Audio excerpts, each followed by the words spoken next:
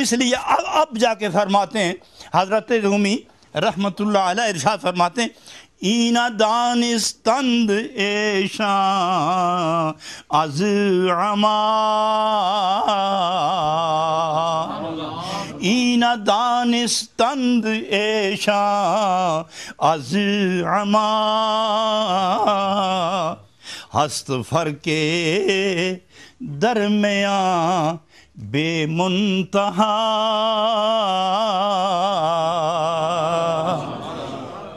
انہوں نے پہچان لیا، انہوں نے دیکھا، انہوں نے بھی دیکھا، وہ پہچان نہ سکے، یہ پہچان گئے، اور جنہوں نے پہچانا وہ ساری زندگی انہوں نے نبی کو بے مثل مانا، اور جنہوں نے نہیں پہچانا وہ ساری زندگی اپنی طرح سمجھتے چلے گئے۔ تو فرماتے ہیں جناب رومی وہ کیوں نہ سمجھے، یہ کیوں سمجھے، انہوں نے کیوں نہ پہچانا،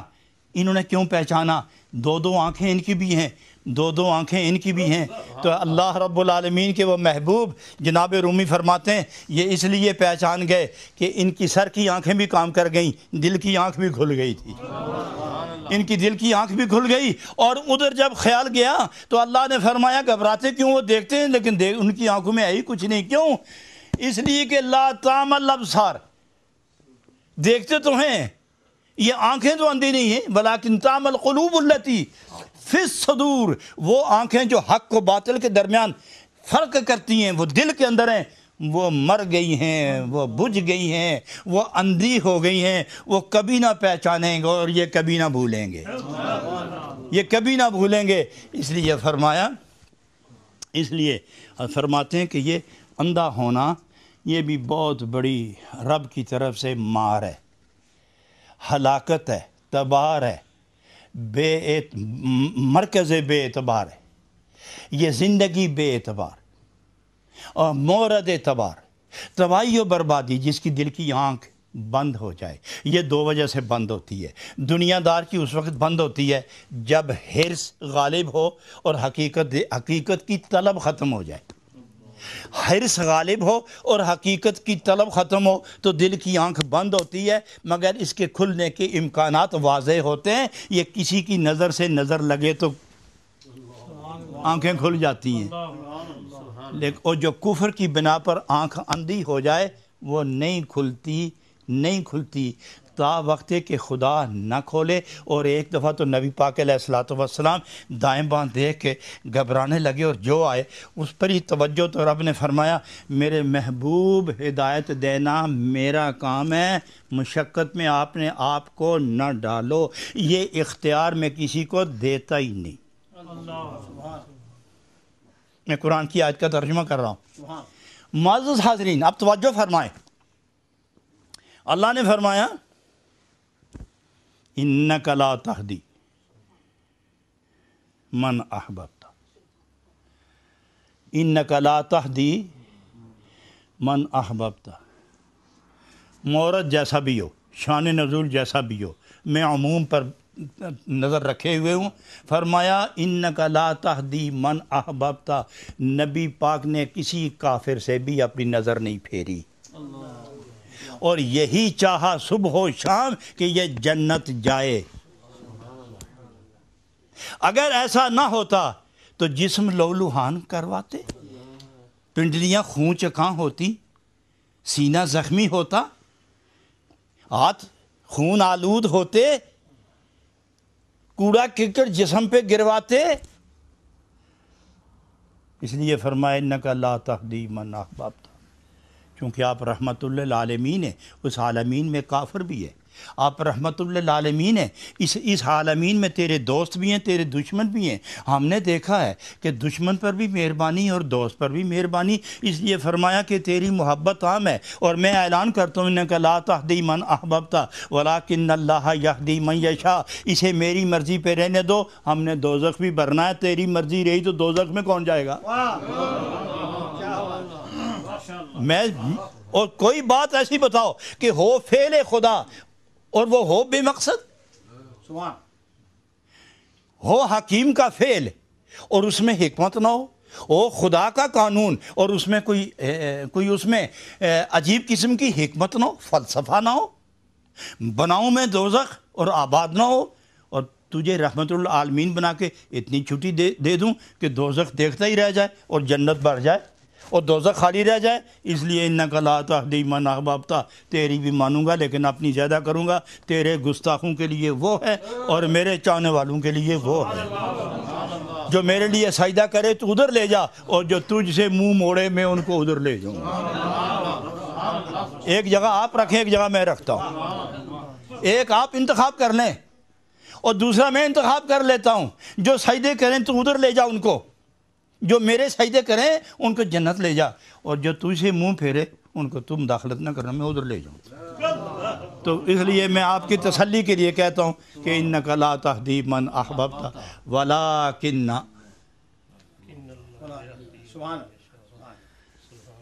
ولیکن سنا ہے کہ لفظ لیکن للادراک، للاستدراک ہے جی، للاستدراک ہے، تو معنی کوئی یہ نہ سمجھے، معنی یہ نہ سمجھے کہ بالکل ہی اختیار نہیں ہے۔ نبی پاک میں نے پورا اختیار دے دیا ہے، لیکن میرے حال کو میرے حال پر ہی رہنے دو، اس لیے کہ میں نے پہلے بھی آپ کو کہا ہے، اب میں تشریح کرتا ہوں، پہلے بھی آپ کو کہا ہے کہ جس نے آپ کو نہیں مانا وہ 70 مرتبہ بھی توبہ کرے میں نہیں قبول کروں گا۔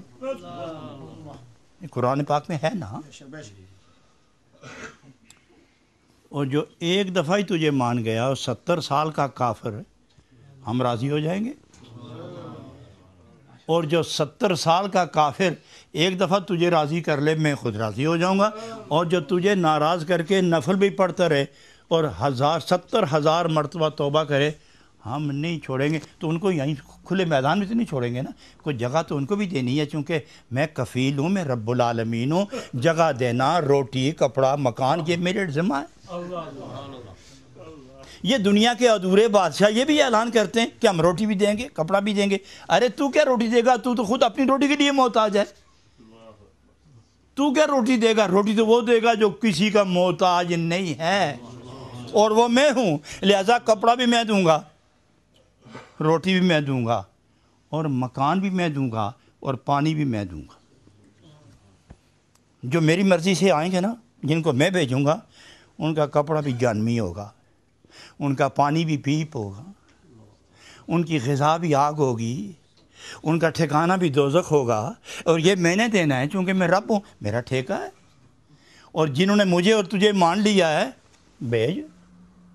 میں نے جنت کے دروازے کھول دیے ہیں۔ تو معلوم ہوا دوستو